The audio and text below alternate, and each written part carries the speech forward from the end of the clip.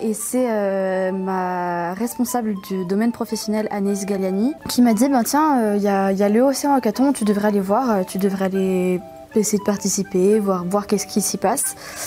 Moi je suis en Smart Energy, donc c'est un domaine professionnel qui allie à la fois électronique et informatique pour l'environnement, pour les énergies renouvelables. Notre projet technique se portait de base, on a changé le sujet depuis, mais sur la construction d'un bateau qui ramassait des déchets dans la mer. Encore une fois, l'idée a été abandonnée, mais pour le coup, ça rentrait pile poil dans la thématique et on s'est dit ce serait dommage de louper ça. Donc on est allé voir et je suis tombée sur une équipe, une bonne équipe de 4 étudiants et on a relevé le défi haut la main. Et donc pour ma part, j'ai aussi participé donc, au hackathon sur ces 48 heures. Moi j'ai pris part à un projet qui était basé sur le biomimétisme, donc comment absorber le CO2 par un système de biomimétisme. Donc on est parti sur le phytoplancton, donc comment le phytoplancton peut absorber le CO2, les meilleures conditions pour cela. Donc j'étais avec une équipe, on était 4, j'étais avec 3 ingénieurs, donc ça a été très formateur pour moi.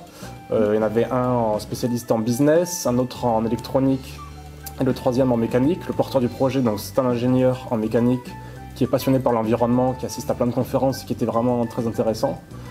Donc ça a été une super expérience humaine pour moi. On a fait un super travail, on n'a pas beaucoup dormi, mais c'était vraiment très enrichissant.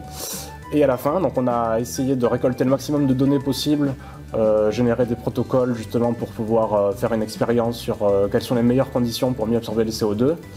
On a mis tout ça en place, après donc ce sera réalisé plus tard. Et donc on a imaginé plein de systèmes pour pouvoir y arriver. Également comment l'appliquer à l'échelle industrielle, c'était ça le but derrière tout ça, pour pouvoir que ce soit vraiment applicable.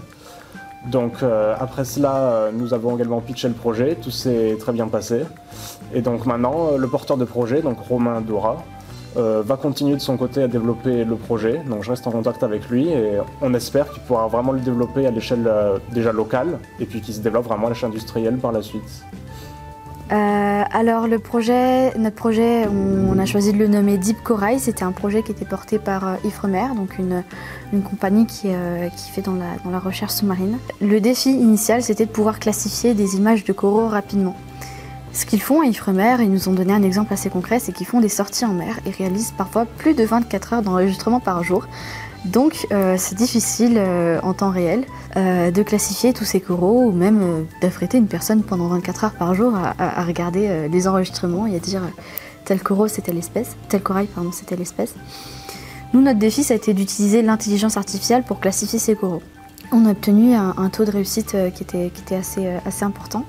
On a ensuite hébergé toutes les données et tout notre algorithme sur un serveur et du coup pendant un certain temps notre classification des coraux était disponible sur internet et on pouvait prendre une image de corail et la mettre du coup sur notre site et nous avons été choisis comme cooker de la ville de Toulon et donc lauréat de cette édition du hackathon à Toulon. Vraiment, je peux remercier également toute l'équipe de TVT et Mario en particulier qui a fait un super travail, l'organisation, et ça leur a pris beaucoup de temps. Même s'ils sont habitués à faire des hackathons, pour eux c'est toujours aussi un bel événement. On était 50 participants et donc ça a nécessité un gros investissement de tout le monde. Et c'était vraiment une très belle réussite, tout s'est très bien passé, donc c'est vraiment un événement que je recommanderais à tout le monde. Il ne faut pas hésiter, il faut se lancer, parce que 48 heures ça peut faire peur, mais bon, dès qu'on a un petit doute, il faut y aller, voir ce qui se passe et c'est toujours ça de prix.